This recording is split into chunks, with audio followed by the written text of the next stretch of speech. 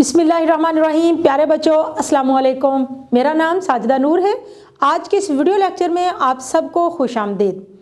आज के इस लेक्चर में हम जमात अव्वल की किताब उर्दू के सबक नंबर 7 बाग की सैर को पढ़ेंगे।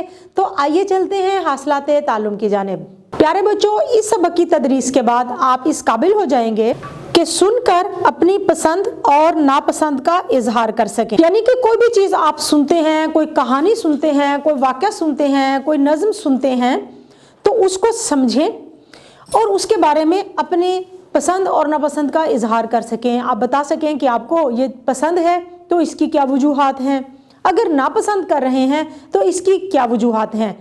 किसी भी कहानी का इखलाकी सबक आपको क्यों पसंद आया, किसी भी कहानी के जो किरदार हैं उनमें से अगर कोई किरदार आप नापसंद कर रहे हैं तो उसकी वजह क्या है, ये बताने के काबिल हो सकें।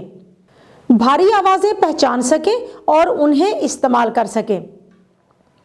जैसा कि मैं आपको पिछले लेक्चर में भी बता चुकी हूँ कि भारी आवाज़ें कैसे बनती हैं। किसी भी हरूफ तहज्जी के साथ जब हम दो चश्मी हे लगा देते हैं तो इससे भारी आवाज़ आती है। जैसे कि चे के साथ अगर हम दो चश्मी हे लगा दें तो छे की आवाज़ आती है, जैसे कि छे से छतरी।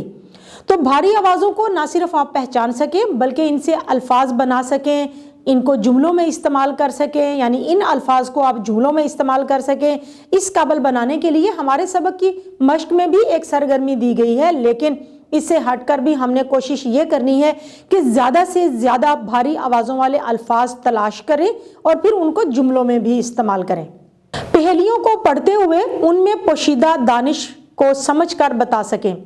पहेलियाँ बूझना और दूसरों से पूछना बहुत ही पसंदीदा मशगला होता है आप बच्चों का, और मुझे उम्मीद है कि आप हमारे इस सबक की जो सरगर्मी है जिसमें पहेलियाँ दी गई हैं उनको बहुत इंजॉय करेंगे, उनसे लुत्फ़ उठाएंगे।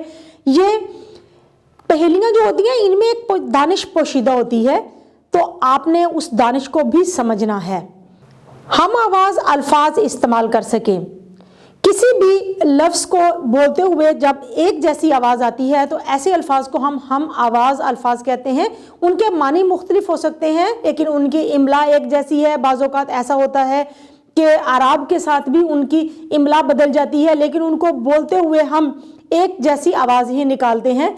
तो ऐसे अल्फाज को हम आवाज़ अल्फाज कहते हैं। हम आवाज़ अल्फाज पहचानने के लिए हमारे पास इस सबक में मश्क में जो एक्टिविटी दी गई है, जो सरगर्मी है, वो भी हम करेंगे, लेकिन इससे हटकर भी हम और अल्फाज ऐसे तलाश करेंगे, बल्कि हम कमरा जमात में आप तालिब इल्मों के दरमियान मुकाबला करवाएंगे जिसमें जो दो टीमें होंगी और जो टीम ज़्यादा अच्छे हम आवाज़ अल्फाज तलाश करेगी, बताएगी, वो टीम जीत जाएगी। तस्वीरी जुमले लिख सकें। किसी भी तस्वीर को देखना, उसको समझना, उसमें दी गई चीज़ों को जानना और फिर ये देखना कि उनमें मुख्तलिफ किरदार क्या कर रहे हैं और फिर उनके बारे में जुमले लिखना, ये बहुत ही उम्दा सरगर्मी है जो आपको इस काबिल बनाती है कि आप अच्छे जुमले तख्लीक कर सकें और फिर उसके बाद कहानियाँ लिख सकें। तो इसके लिए भी हमारी मश्क में एक सरगर्मी दी गई है, और इसके अलावा भी आपको कोई और तस्वीर भी दी जा सकती है जिस पर आपको जुमले लिखने के लिए कहा जाएगा, या फिर उसमें मौजूद अशिया के बारे में पूछा जाएगा कि इनमें मुख्तलिफ किरदार जो है वो क्या काम कर रहे हैं। गुफ्तगू के आदाब का अमली मुजाहरा कर सके। ग्रोही गुफ्तगू में हिस्सा लेना। गुफ्तगू के भी चंद आदाब होते हैं जिनको हमें फॉलो करना होता है। अगर हम उन्हें फॉलो नहीं करेंगे तो वो गुफ्तगू का मज़ा नहीं आएगा। तो वो गुफ्तगू के आदाब कौन से हैं, ये हमने यहाँ पर सीखना है एक मुकालमे की सूरत में। और इसके अलावा हम ग्रोही सरगर्मी भी इसको कर सकते हैं कि हम एक कोई उन्वान जो है वो मुंतखब करेंगे, उस उन्वान पर सब अपने अपने ख्यालात का इजहार करेंगे, यानी कि उस गुफ्तगू में तमाम बच्चे हिस्सा लेंगे।